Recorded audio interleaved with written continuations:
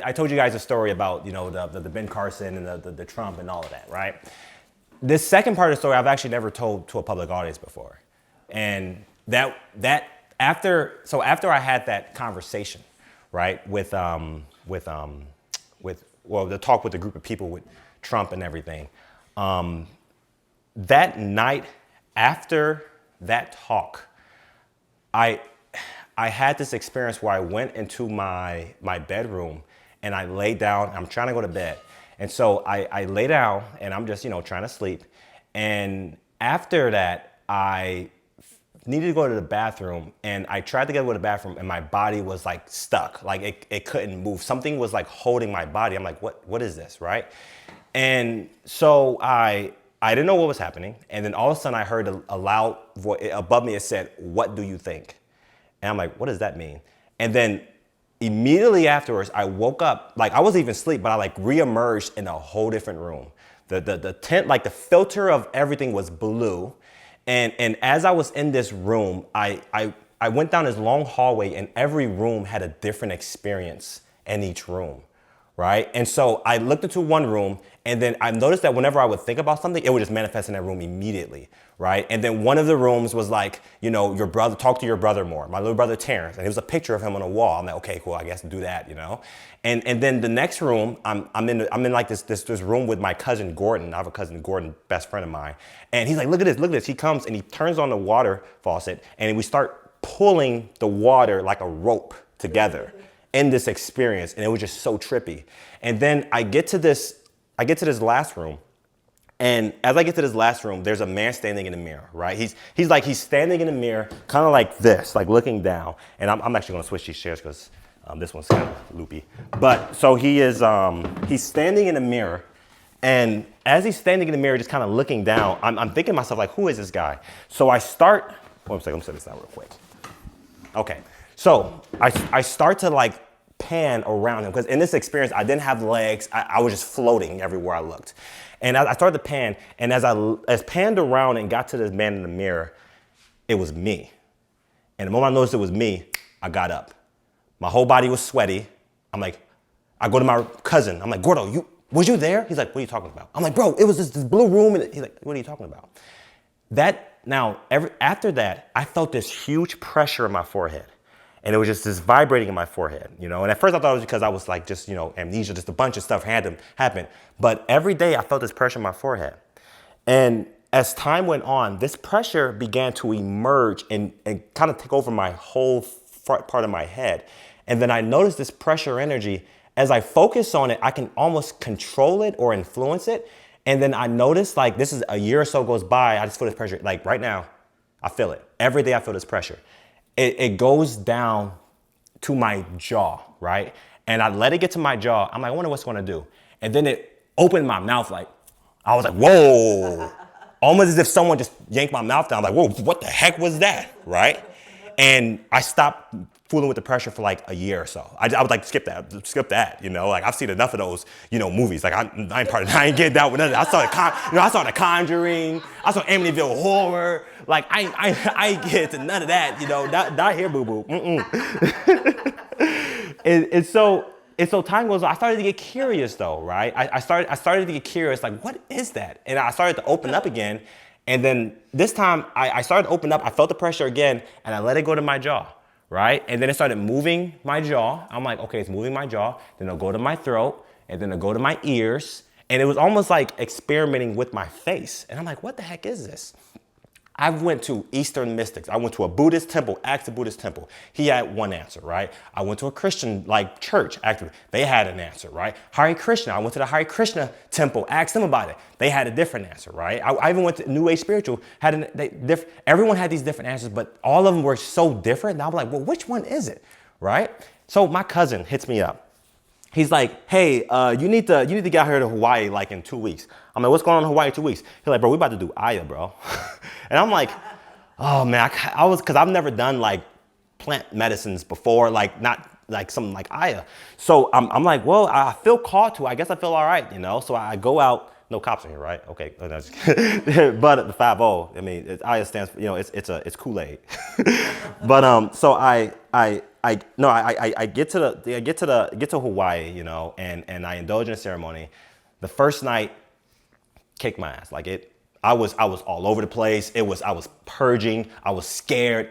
All of the deepest, darkest fears that were in my body, in my soul, I faced them head on. Like fear of death, fear of rejection, all of the fears came up in my face, faced them. And that night felt like a month. And one night felt like a month. Finally, I woke up from it. That whole day, I just slept, ate fruit, because they said don't eat solid, like hard food, just eat fruit and stuff like that. The second day of it was a completely different experience. Once all of the crap was all the fears were out of me, it was a very heavenly experience. I felt like this power in my body. And then all of a sudden, I felt this starting to vibrate. And then it kind of just popped, and I heard this audible voice in my head. And it was like, we're going to channel together. We're going to heal a lot of people. We got a lot of work to do. I love you. I've been with you since I was a toddler. All of these voices. And I also heard the voice of Aya with that voice saying, you're in my arms. You're okay now. You're perfectly safe. We've always been doing this together. You've always had this gift, all of this stuff. And so I get back home, and I started to feel called to kind of let that voice talk for me, right?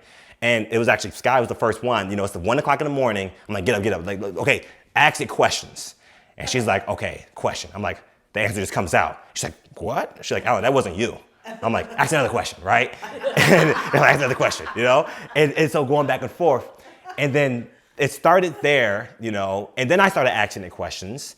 And then I started to tell a little people here and there. And then when I posted it on Facebook, like, hey, everyone, I think I'm channeling, if you guys want to have a conversation with this voice, feel free to. Lonnie was one of the first ones to actually pop up. We had a Zoom call, and afterwards, Lonnie just like, you got to come to my little farm. She's like, you got to come to my little farm. I am building energy, right? And so that voice, that channeling, I started to connect with other channels, and other channels connected with Onto, and I had conversations with Onto via other channels. And I've come to understand that Onto is a being that lives on a different planet. He calls it MR3. And this planet that he lives on, world peace is a standard thing. There's really no idea of world peace because it's just what is, right? It's a normal thing. And so their planet is almost like a big brother planet helping our planet evolve. And Onto actually is a farmer. He's a farmer on his planet. And he farms, and one of the things he does is channel through me, with me. And the specific focus that he has is essentially evolution, our evolution, us ascending to our highest selves. So there are no questions that are not welcome. All questions are welcome. I actually invited, because there's some questions that people will ask Onto that I actually don't know the answer to. So I can kind of listen in on what's being said. I'm like, oh, I didn't even know that, right? And my outfit today, it looks really simple, but I put some thought into it, I think Veronica knows my fashion is I try, right? But I put thought into this. I wanted to wear white because it's the inclusion of all colors. And then I wanted to wear these dark blue because this is actually the color of Onto's skin. His skin is like a navy blue, kind of rough. And I got on black socks because I just black socks, whatever. it's whatever, Batman. Yeah, there you go, Batman. All right. So if you guys give me a second, I'm going to tap in and start channeling Onto now. Feel free to join me. All I do is focus on a very happy, funny thing in my life or something that raises my frequency. So the format we're going to do is I'm going to channel in with Onto. Once Onto is present, I ask for you to, if you have a question, raise your hand. Lonnie will call you.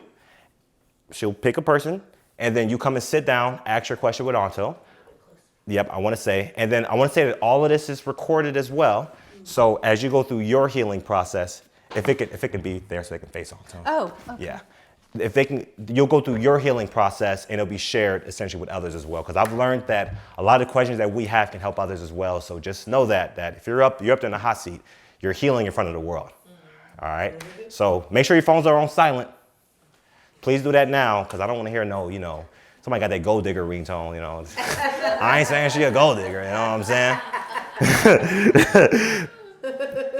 Make sure my phone's on silent as well. Trying drink some water. All right. Okay. I invite all of you to try this at home too. Okay.